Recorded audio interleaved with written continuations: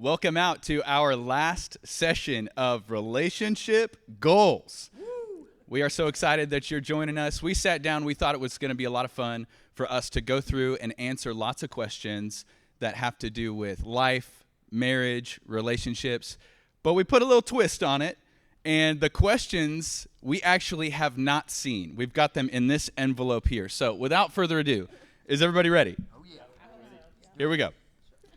Question 1. Who got into an argument on the way here this morning? Let's go ahead and just skip this question here. Is that okay? You guys good for that? Well, Courtney was leaving before me. She was leaving like 25 minutes before she needed to leave. 20 minutes before she was leaving. I said, "What are you doing?" I just got back from running. I go, "What are you doing?" And she's like, "I'm leaving." I'm going, "You going to get a taco or something?" She said, "No." And I said, "You're just being Courtney." There we go. So, wait. and, So nobody So wait. thought about Let an me ask argument. a question though, David. When did Courtney find out that she was doing this? I'm not sure.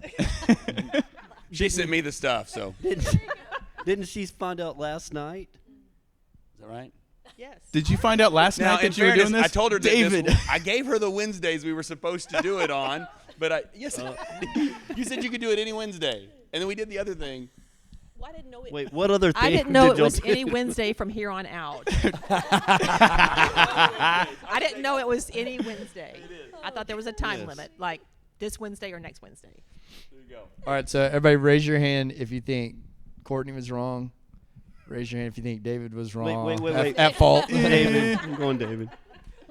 Okay, let's take a little serious turn here. What is the biggest thing you think that the world gets wrong about marriage? What is the biggest thing the world gets wrong about marriage? Well, I can speak to this one. I think that the number one thing I hear is people saying, "I deserve to be happy," and that they think that the primary end goal of marriage is happiness. I think you could argue that the primary goal is reproduction, biblically. You could also argue that the primary goal is... I would argue that. You could argue that it's holiness, your sanctification. You could also argue it is a picture of Christ's love for the church. So I think you can argue all those things, but to argue that the marriage is primarily for your happiness, I think that's the biggest thing to me. That's good.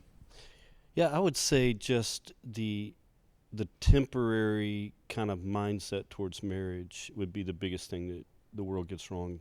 I don't disagree with David on this, but I would say you see a lot of people that just go into marriage thinking, we'll just see how this works out. And that would be... Yeah, I was thinking the same thing, that it's kind of a commitment, but Right.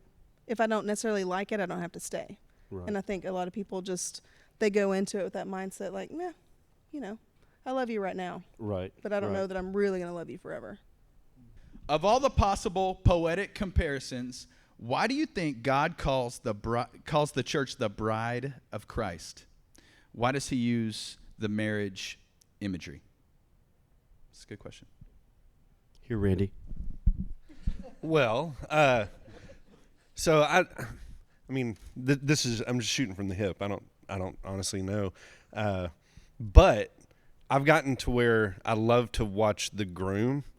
I know everybody says all the eyes are on the bride, but I like to watch the groom. And whenever you see a groom see his bride for the first time, all decked out, the expression on the groom's face so often, I think, paints a picture of the way Christ loves us, and the way Christ sees us. Mm-hmm. And so I think that probably has something to do with it. So next time you're at a wedding and everybody's looking at the bride, take a peek at the groom. Yeah, right. And I think for me, that kind of clarifies why maybe that's the imagery. That's good. Well, I think there's so much about the marriage covenant that is an illustration of our relationship with God that's meant to be. Yeah. The fact that it is supposed to be a covenant that is not broken, the faithfulness that's supposed to be a part of that covenant, all of that plays into the imagery there, I think, as well.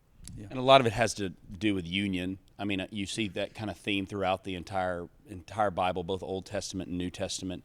And there's a union that we have with Christ that the closest thing we can have in a human relationship is supposed to be in marriage. And so I think that's when he speaks of the church, he's not talking about a local institution. He's talking about those that have been birthed into the family of God. And birth is also a union. You are connected to that person. That DNA is permanent. So, yeah, I love what you said there, just about union. When I think about the way that marriage operates, it is supposed to be a forever thing. And when I love that we use this image, the bride of Christ, and it just makes me think this was a choice that God had made, and he chose us for forever and a covenant promise. I think it's beautiful. Money is cited as one of the top reasons couples get divorced. How should couples navigate finances together? My advice is do not live anywhere close to a Target. Just stay away. I mean, for us, Jill is very, Jill's never been materialistic. She doesn't, it's not like she wants to spend a lot of money. And so I've kind of always just been like, hey, you spend what you want to. but that's been easy with her because she's very conscious of that. That's good. I think obviously for some couples it's way harder than for others. If you have two spenders or if you do have someone that spends money. For Casey and I, a big help in our finances was just figuring out who can manage the finances without feeling anxious. And so he used to manage them, and it was stressful, and we had a lot of more conflict about it. And so I started doing them just because it doesn't bother me as much. Yeah. And also, you would think that the person who cares about it more would do a better job at it. I actually think it gives the person who doesn't care about it as much the ownership, and therefore they budget themselves. They budget themselves.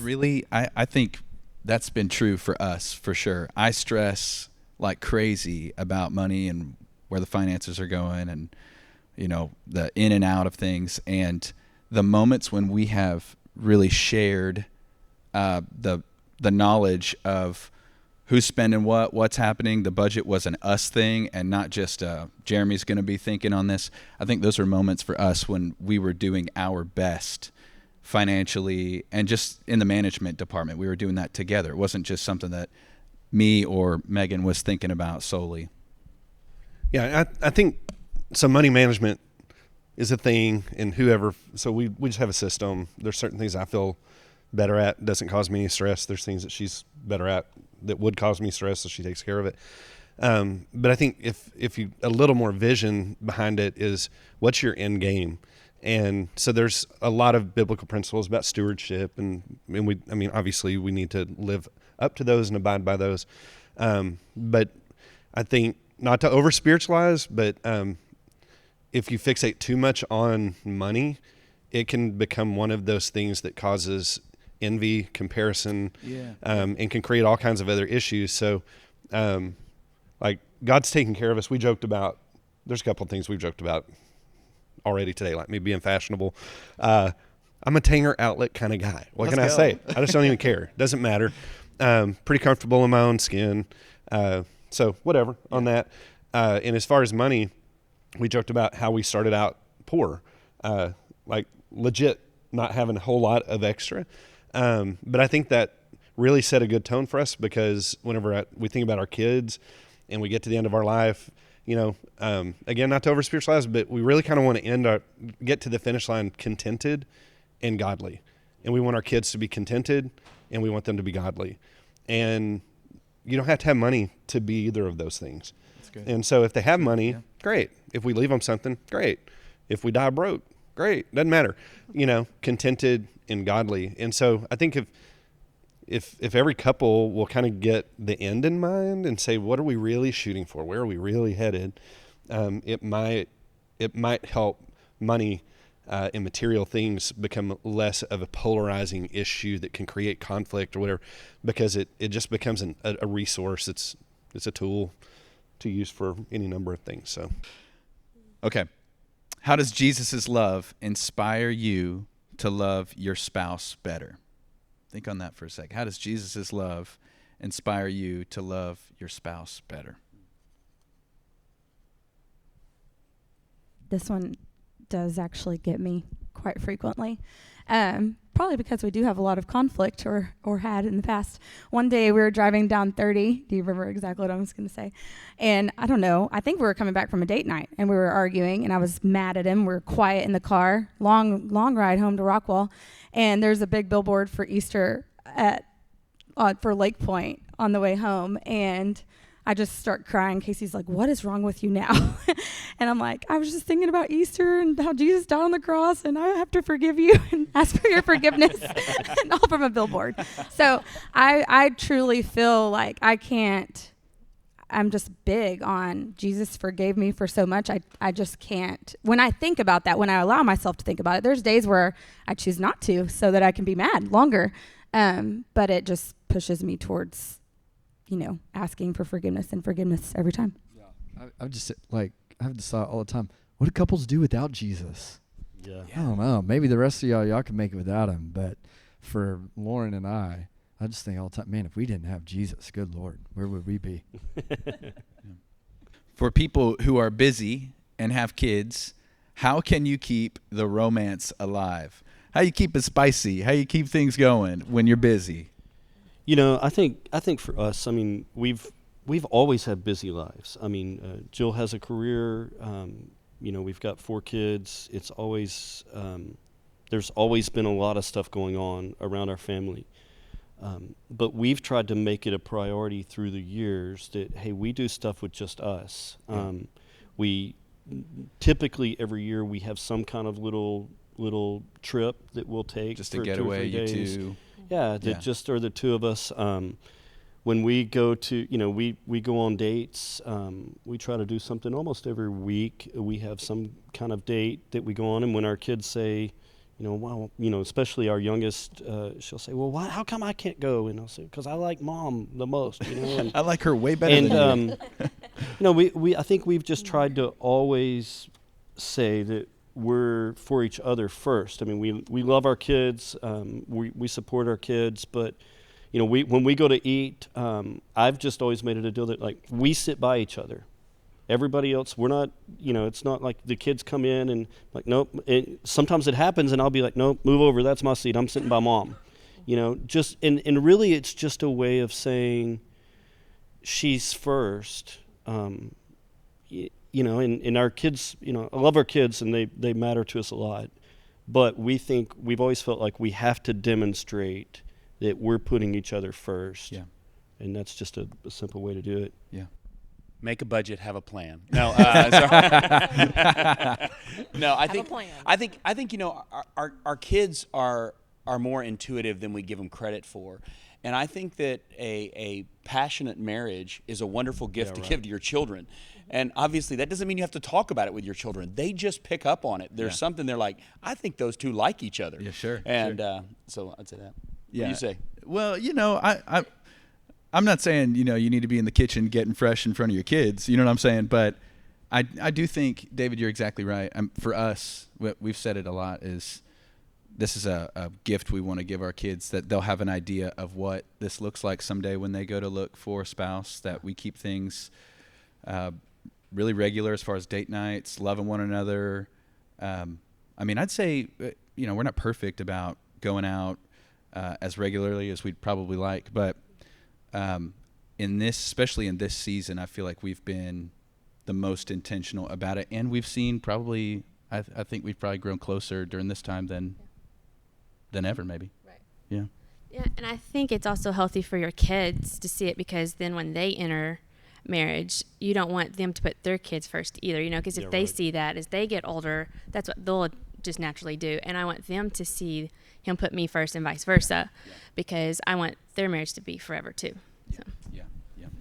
It could be also that you're too not you, but some people are too busy, and you can't expect that your kids would get the right impression about your marriage if you're letting them be involved in literally everything that is offered to them.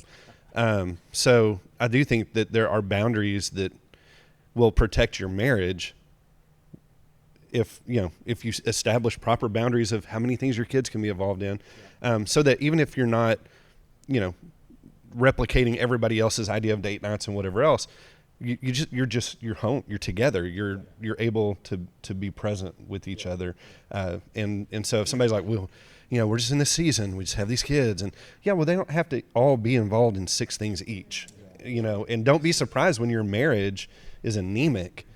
Look at your schedule. If your marriage is super anemic, look at your schedule. There's a good chance that the reason it's anemic is because all of your energy is being invested in other places where you're never together because you're always carting kids around all over the place. What are some final relationship goals every couple should have? Every couple should glorify God in their relationship, and they should recognize the importance of their sanctification process through their marriage. It's good. It's real good. Yeah, I say it at every wedding, and it's just a different way of saying what David just said. But if you think that you got into marriage because you found the right person, it's going to be a lot harder to make it to the finish line. But if you daily work to become the right person in Christ, individually, like there's nothing more attractive or compelling, energizing to our relationship than whenever I see her becoming more like Christ and spending time in the Word and knowing that she prays for me and all those sorts of things. And so her becoming more like Christ really edifies our relationship. And I think the same is true whenever she senses that from me. So so many people think that success in marriage is finding the right person. It's not at all. So I would say serving each other, Yes. finding something that the other person likes and participating in that, encouraging them in that, make that a priority as well. That's good. I agree with Randy. Like, if you yourself aren't where you should be personally, how are you going to uplift your spouse? And so when that's said and done, I think I call us battle buddies because, that's what life is. It's a constant battle, and we have to choose each other daily. And so the hard moments, the hard times, like when he's down, and if I feel like I'm where I should be able to be his life partner and to walk alongside him, uplift him, encourage him. Even when it's really hard, there was a moment in our marriage where he came to me and was like, I just don't know if I believe anymore. This was years and years ago. And it was wedging itself between us. And I told him one day, he came home from work, and I said, me and the kids are packing up. We're walking away because you need some time alone with God to feel it's just you and him. And you need to get right with God before we can make this continue and to be strong. So definitely a battle buddy and a forever. Yeah, that's good. When I think of particularly Christian couples, I would like to be able to portray to our friends and family, our kids, way in the future, that we still like each other, that we didn't just stay married, but that we were able to grow closer together because we worked really hard at it. And I think, obviously every couple needs to work really hard at it, but I just feel like as Christians, that's my ultimate goal, is to be able to show other people that how Christian marriage is different than everybody else's marriage. And I think this is more lighthearted, but you have to be able to have fun together. Because if you don't enjoy being together, just being goofy, having fun, just laughing together, it's kind of what you're saying. You have to enjoy each other's company. And part of it's spending time together. That's good. Yeah, I would just add all these, you guys took several of my answers along the way. I would also add that if I was talking to a couple newly married or been married for years and years and years, I would say your standard is your spouse. That should be a goal. Your standard for beauty, your standard for fun, personality, that's your person. That's the measuring stick. Not what you've seen on Facebook, not who you've seen this couple's doing this or that. Your standard is your spouse. I think also just figuring out how to honor your spouse, to really honor your spouse. I think in front of other people, to them, and I think we always, at times we've fallen short of that for sure. I know I have, but to recognize the incredible gift that you have when you're married, that it really is a gift from God. And so for me, and people say this to men all the time, they'll say, man, you out-kicked your coverage, or nobody ever says that to women, but people say, man, you you married way over your head. And I'm like, I know, I am completely aware of that. But I want to honor Jill. I mean, she's worthy of honor. You know, she's lived in her life in a way that's so respectable, and I want her to know that I honor her, that I see her as a precious gift. And I don't always show that well, but that's important to me. That's good. Well, we hope that this was a helpful time for you guys in your group discussion. We've had a blast up here together. We hope, again, that this has spurred some discussion along, maybe made you laugh along the way. And we are just praying that this would be something that helps you along here as you discover relationship goals in your marriage and your relationships along the way.